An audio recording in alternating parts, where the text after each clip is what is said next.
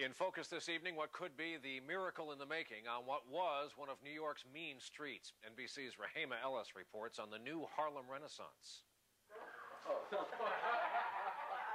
When the 118th Street Block Association gets together, they share a meal, meet with city officials, and discuss the problems faced by inner-city neighborhoods across America. I'll make copies, and hopefully everybody will sign this, because we need more police. But this group also actively seeks solutions.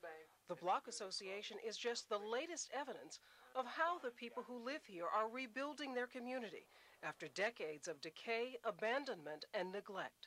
They had drug addicts running in and out. They had people, hanging out, a lot of fights and all of that. Changes began 5 years ago when Wall Street investor Bill Ruane joined with the Children's Aid Society to start what they called the Carmel Hill Fund. It occurred to me that it would be interesting to take one block and then to find somebody that would go door to door and just knock on those doors and ask the people living in this type of squalor how they could help them. Ann Ham was hired for the job. A social worker and Harlem resident, she set up an office on the block. From there, she battled the massive New York City bureaucracy for individual tenants' rights. Rumor has it they nicknamed me the Pit Bull after a length of time because I wouldn't let go of any particular case if my client was in need. Her first clients lived in rundown, city-owned buildings. By hounding municipal authorities, she helped transform crumbling, rat-infested apartments into clean, safe housing. But changing the physical look of the block was only the beginning. To turn 118th Street into a caring neighborhood, social workers had to convince residents it was safe to come out from behind locked doors and talk to each other. It was a critical step toward building a community. How did they do it?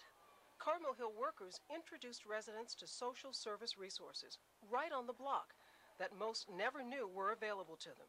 The socialization, the parenting skills, teaching us not to be afraid to walk up and down our own block has been an asset to us. Services like daycare, pediatric dental exams, family counseling sessions, and after-school homework classes for school kids helped turn a social services center into a focus of community life. If there's a central theme, it's the rebuilding of people. It's the building of a life spirit.